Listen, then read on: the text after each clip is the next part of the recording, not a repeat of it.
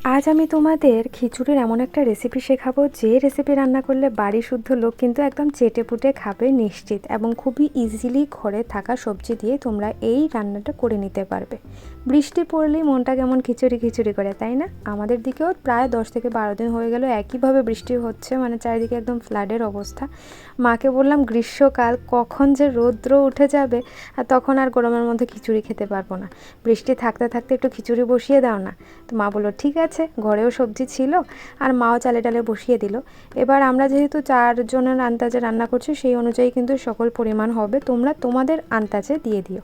এবার এখানে যে পাত্র ইউজ করা হয়েছে তোমরাও সেই পাত্রই ইউজ করতে হবে, এমন কোনো বাধ্যবাধকতা নেই, তোমরা তোমাদের সুবিধা মতো পাত্র ইউজ করো। এখানে মা প্রেশার কুকারের মধ্যে গরম হয়ে গেলে শুকনো লঙ্কা 3-4টে নিয়ে নিয়েছে এবং আগে দিয়ে দিয়েছে, কিন্তু তোমরা কিন্তু 3 থেকে 4 চামচ সর্ষের তেল দিয়ে, যেটুকু তেলের মধ্যে পুরোটা খিচুড়ি রান্না হবে সেই আন্দাজে সর্ষের তেল দিয়ে তারপর সেটার মধ্যে শুকনো লঙ্কা 3-4টে মাঝখান ফাটিয়ে ফোড়ন দিয়ে দিতে হবে, এবং সেটা যখন মোটামুটি কালো মতো হয়ে যাবে তখন দিয়ে দিতে হবে 5 ফোড়ন সম্ভাস, এবং 5 ফোড়ন দিয়ে ব্রাউন হয়ে যাওয়া মাত্রই 1 থেকে 2 কাপ জল দিয়ে ঢেকে দিতে হবে। এবার জল দেওয়ার কারণ কি, জল দিলে কি হবে, সম্ভাসের পুরো গন্ধটা জলে ছড়িয়ে যাবে, এবং 2 থেকে 3 মিনিট পর ঢাকনাটা ঢেকে দিয়েছিলাম, ঢাকনাটা উঠিয়ে নিতে হবে। উঠিয়ে নিয়ে এবার যতটুকু জলে তোমরা যেরকম কনসিস্টেন্সি পছন্দ করো খিচুড়ির, সেই অনুযায়ী তোমরা জল বাড়িয়ে দিয়ে দেবে, এবং তারপর জলটা ফুটতে থাকবে আর আমরা এদিকে রেডি করব কাঁচা লঙ্কা, তারপর সবজি।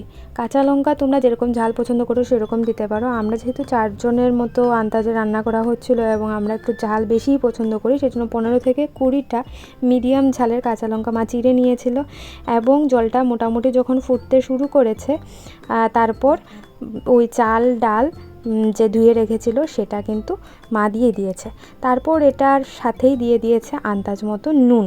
এবার মাকে আমি বলেও পারিনি যে চামচ দিয়ে আন্দাজটা দেখাও, মার হাতেই অভ্যাস, তো মা হাত দিয়েই আন্দাজ করে একদম গ্যাস করে দিয়ে দিয়েছে, তোমরাও কিন্তু পরিমাণ করে দিয়ে দিও। তারপর এটা যখন কিছুক্ষণ পর ফুটতে শুরু করবে এবং ফুটতে ফুটতে যখন এইভাবে ফেনা ফেনা হয়ে যাবে তখন দিয়ে দিবে তোমরা কাঁচা লঙ্কাগুলো। কাঁচা লঙ্কা দিয়ে অল্প কিন্তু হলুদের গুঁড়োও দিয়ে দিতে হবে, এবং দিয়ে এটা কিন্তু এভাবে ফুটতে থাকবে। এবার ফুটতে থাকুক, মোটামুটি কিছুক্ষণ পর 5 থেকে 7 মিনিট পর দিয়ে দিতে হবে জিরে বাটা। এবার ঘরে জিরে বাটা ছিল না, তো জিরে গুঁড়ো এনে সেটাকে একটু জল মিশিয়ে দিয়ে দিতে হবে, না হলে কিন্তু লাম্পস তৈরি হয়ে যাবে, এবং যার জন্য কিন্তু এক জায়গায় জিরে বেশি লাগবে এক জায়গায় কম। তো তোমরা চেষ্টা করবে এটাকে একটু লিকুইড বানিয়ে দিতে, যাতে পুরোটার সাথে মিশে যায়, এবং তারপর কিন্তু এটাকে নেড়ে পুরো খিচুড়ির সাথে মিশিয়ে দিতে হবে। এবার মাঝে মধ্যেই নেড়ে নেড়ে কিছুক্ষণ পর, মোটামুটি 10-15 মিনিট পর যখন দেখবে যে চাল ডালগুলো মোটামুটি 70%-এর মতো সেদ্ধ হয়ে গেছে, তখন কিন্তু আমরা দিয়ে দেবো সবজিগুলো। যেরকম সবজি তোমরা সিজনাল যে সকল সবজি তোমরা পছন্দ করো, যেমন মা এখানে মিষ্টি কুমড়ো নিয়েছে, যেহেতু জুন মাস গ্রীষ্মকাল, এখন মিষ্টি কুমড়ো, চাল কুমড়ো, তারপর ঝিঙে, আলু নিয়েছে। এবার শীতের সময় হলে কিন্তু তোমরা ফুলকপি বাঁধাকপি এগুলো অ্যাড করতে পারো, এগুলো মাও অ্যাড করে শীতের সময়, এবং এগুলো খেতে বেশ লাগে।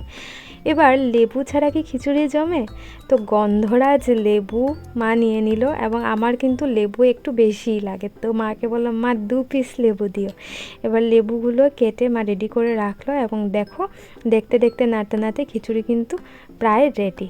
এবার লাস্টে যেটা করতে হবে সেটা হলো আদা কুচিয়ে, অল্প মোটামুটি 1 ইঞ্চ মতো আদা কুচিয়ে, একদম যখন খিচুড়ি রেডি হয়ে যাবে, একদম মিশে যাবে, ফ্লেম অফ করার টাইম হয়ে যাবে, তখন আমরা আদা কুচিটা দিয়ে নেড়েই কিন্তু ফ্লেমটা অফ করে দেব। এবার তোমাদের যদি একটু ঘন ঘন পছন্দ হয় তো তোমরা কিন্তু জলের পরিমাণ কমিয়ে দিতে পারো, আর আমাদের একটু লিকুইডই পছন্দ, সেই জন্য জলের পরিমাণ বেশি দিয়ে মা এই রান্নাটা করেছে।